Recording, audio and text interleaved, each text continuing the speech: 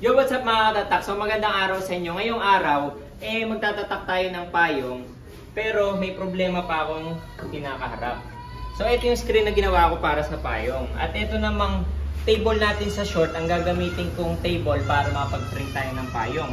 Ngayon, ang problema mga katatak, masyadong maliit yung screen natin para dun sa payong Kailangan ko siyang idasog ng konti, papalabas, para umakma dun sa magiging alignment natin ng payong.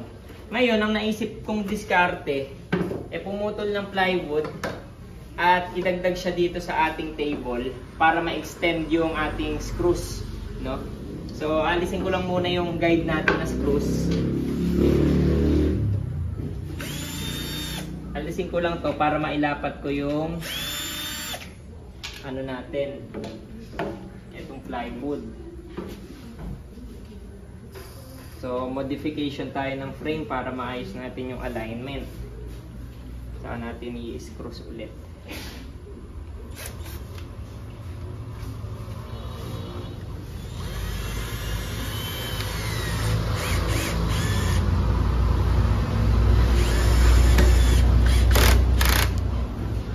Okay.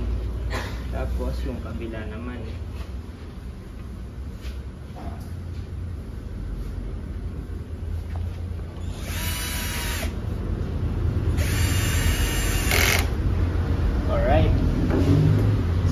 Na siya ng 3/4.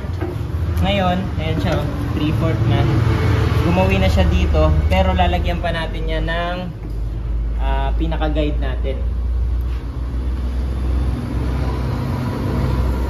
Guide.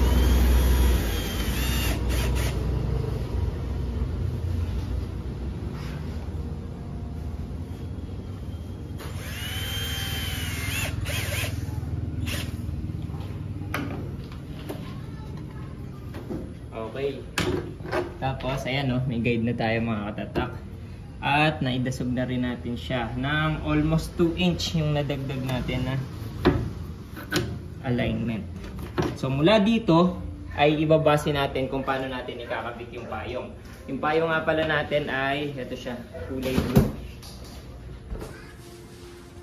Paligyan nyo ng kakalabasan yan mga katatak.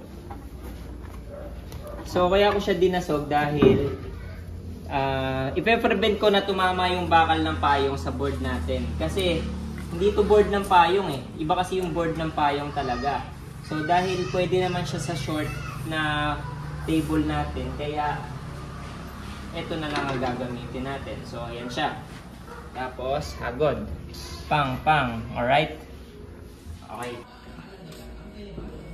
Okay, what's up mga katatak? So sisimulan na natin ngayon to. Bali ganito siya.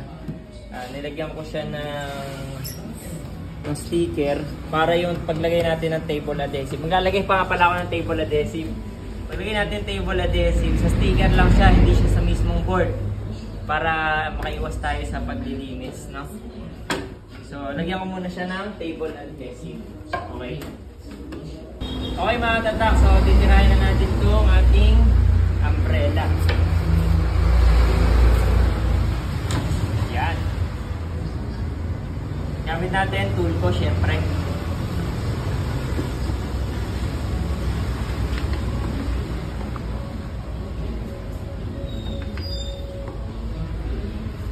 Tapos 9-inch na panghagod.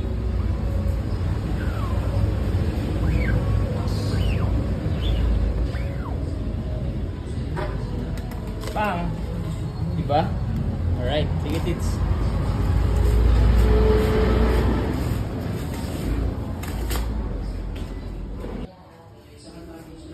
Tas mo muna dyan. Yan.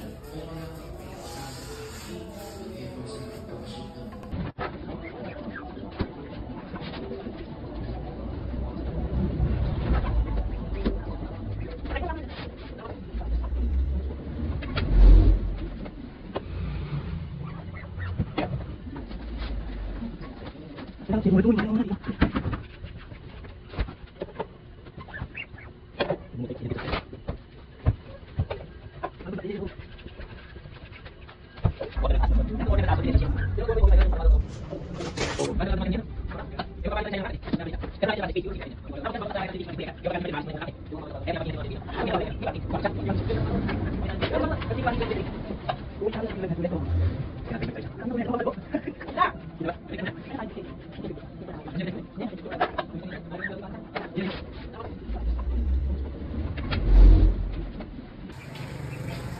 mga tatak, so ito yung mga payong na tinatatakan natin. Ayan siya. Tapos ito iba natin mga tatak. Ayan siya. Pupunasan namin yan pagkatapos para malinis. No?